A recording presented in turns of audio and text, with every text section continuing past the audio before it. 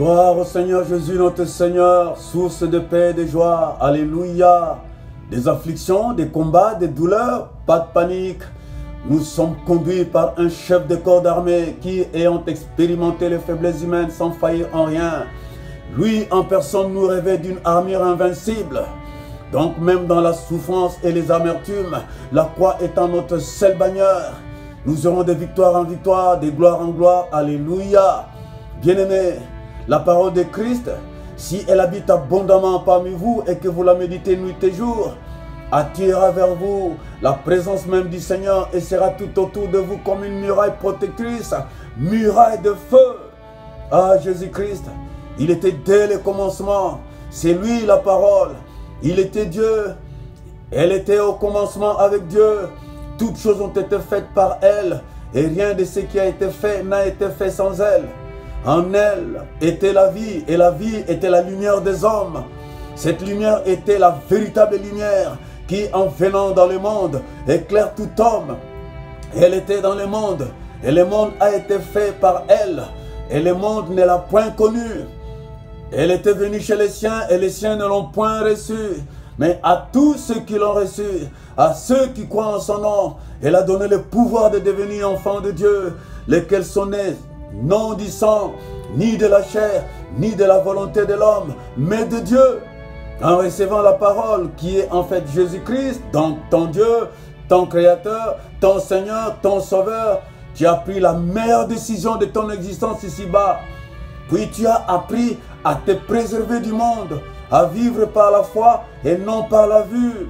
Et enfin, à combattre le bon combat de la foi en gardant une bonne conscience que beaucoup de serviteurs de l'évangile ont perdu. Un chrétien, j'allais dire un fils ou une fille du royaume, nourrit son âme.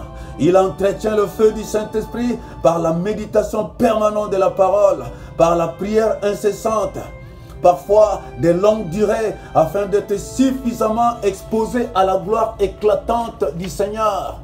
Moïse est un de ces exemples types qui fut durablement exposé à la gloire lumineuse du Seigneur de l'univers. Puis, une fois descendu de la sainte montagne de Sinaï, les enfants d'Israël ne purent le fixer de regard. Moïse fut contraint de se couvrir la face. Exode chapitre 34, versets 29 à 34. C'est ce qui arrivera, bien-aimés. À vous qui restez durablement en sa présence, nul ne tiendra devant vous. Un autre exemple nous est clairement inspiré des compagnons de Daniel à Babylone. Ils étaient de vrais chercheurs du Seigneur.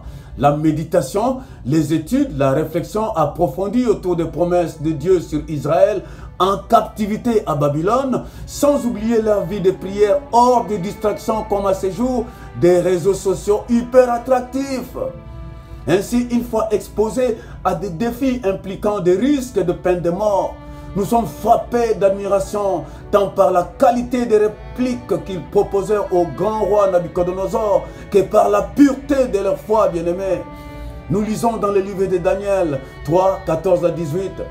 Celui-ci prit la parole et leur demanda: est-il vrai, Shadrach, Meshach et Abednego, que vous n'adorez pas mes dieux et que vous ne vous prosternez pas devant la statue d'or? Maintenant, êtes-vous prêts? À vous de vous prosterner et adorer la statue que je fais. Si vous refusez de l'adorer, vous serez jeté dans la fournaise où brûle le feu ardent. Et quel Dieu pourrait vous délivrer de ma main? Shadrach, Meshach et Abednego répondirent au roi: ô roi, il n'est pas nécessaire de te répondre sur ce point. Notre Dieu que nous servons peut nous délivrer de ta main. 19. Mais même s'il ne le fait pas, sache bien, ô roi, que nous n'adorerons pas tes dieux. Bien-aimés, ces compagnons de Daniel, c'étaient des déportés juifs, des esclaves à Babylone. Et à qui s'adressait-il? À Nabuchodonosor, le plus grand roi du monde à cette époque, ayant le droit de vie et de mort sur quiconque. Bien-aimés, vous ne pourriez jamais tenir une seconde de bataille contre Satan si vous n'avez pas l'habitude de déjeuner avec Dieu, bien-aimés. David, homme de guerre, a bien expérimenté cette dimension d'intimité avec le Seigneur. Voici dans le psaume 23, verset 5, il dit: tu dresses une table en face de mes adversaires. Tu oins d'huile ma tête et ma coupe déborde. Cela s'entend. Je peux regarder mes adversaires droit dans les yeux et déclarer que Jésus a pourvu à tout ce dont j'ai besoin sur cette table. Table de bénédiction, de bien abondance, table de victoire sur l'ennemi, table de la tranquillité émotionnelle et spirituelle, et je ne manquerai de rien. Le bonheur et la grâce m'accompagneront tous les jours de ma vie. Ah, béni soit Dieu, le Père de notre Seigneur Jésus-Christ, qui nous a bénis de toutes sortes de bénédictions dans les lieux célestes en Christ, Ephésiens 1:3. Cette bénédiction, elle est avant tout spirituelle, bien-aimée. Elle résulte donc de notre parfaite intimité et communion avec celui qui nous a recrutés dans son armée et qui nous a mécanisés. Recherchez premièrement le royaume des cieux et les restes vous seront donnés par ce quoi. Matthieu 6:33. Jésus, bien-aimé, roi, est physiquement parti au ciel. Mais il a laissé à son église la puissance d'en haut.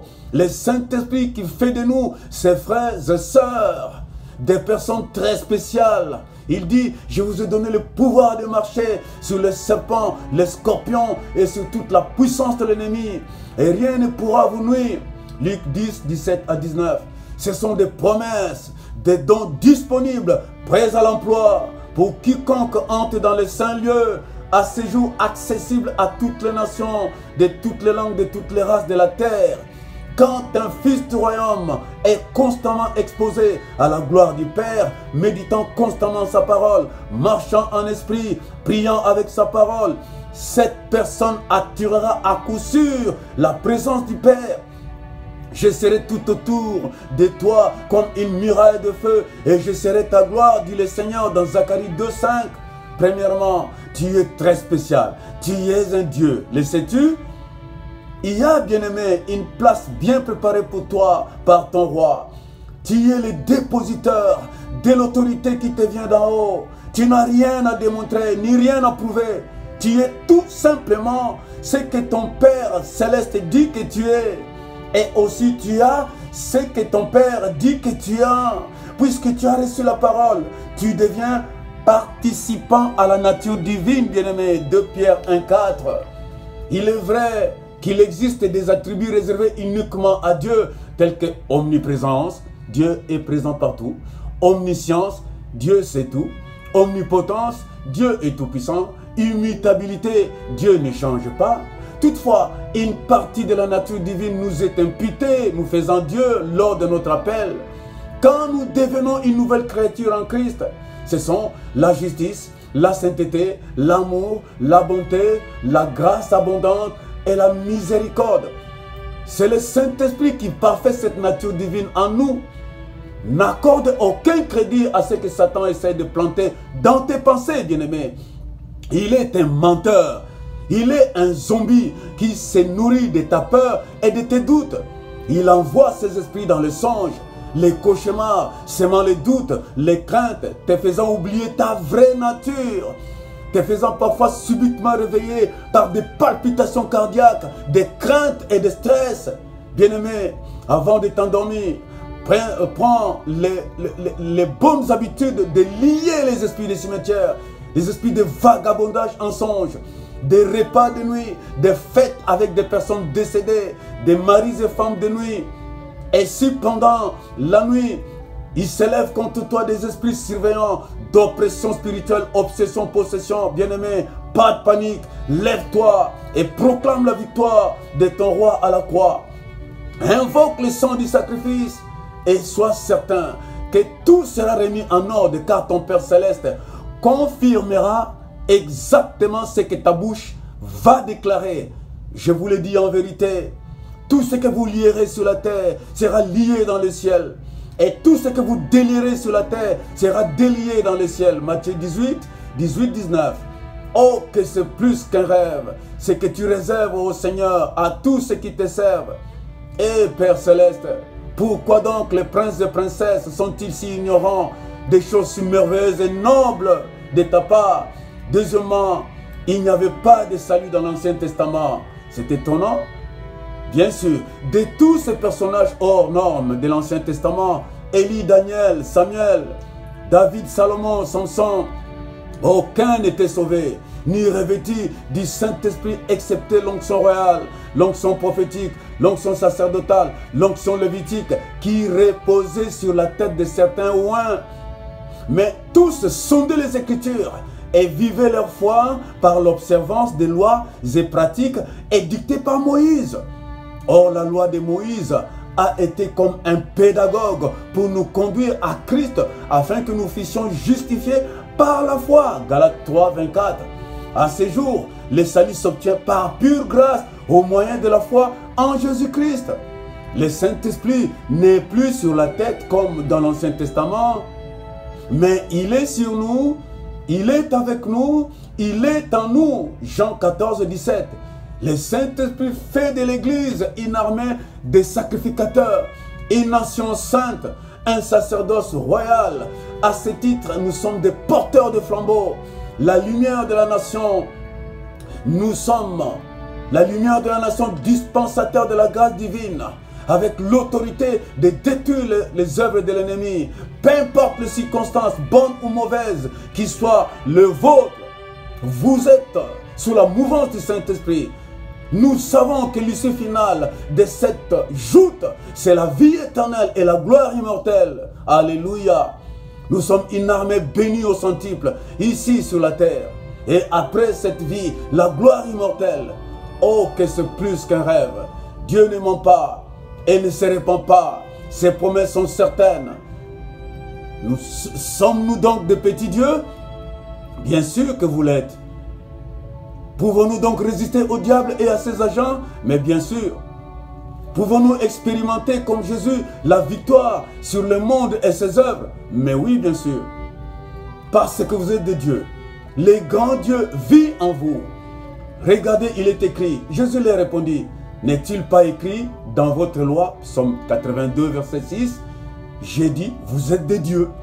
Si elle a appelé Dieu, ceux à qui la parole de Dieu a été adressée, et si l'écriture ne peut être anéantie, celui que le Père a sanctifié et a envoyé dans le monde, vous lui dites, tu blasphèmes, et c'est là parce que j'ai dit, je suis le Fils de Dieu, Jean chapitre 10, 34, 36. Déclare ces choses, bien-aimés, à haute voix, et que Satan et ses agents l'entendent. Dis-leur que tu es sanctifié, que tu es le Fils du Dieu très haut. Le sacrifice du sang de Christ a fait de toi un Dieu. La vie que tu l'as reçue, non de ta famille, mais de Jésus-Christ. Et nul ne te l'ôtera, bien-aimé.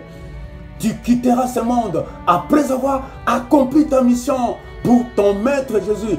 Pas par la volonté des esprits familiaux et des hôtels de famille. Non. Dis merci à ton Dieu, Jésus-Christ, de t'avoir rendu inébranlable. Et que le Seigneur soit ta meilleure part le restant de ta vie. Que le Seigneur vous bénisse abondamment. Abondamment. Prochaine vidéo, bien-aimé, dans 15 jours.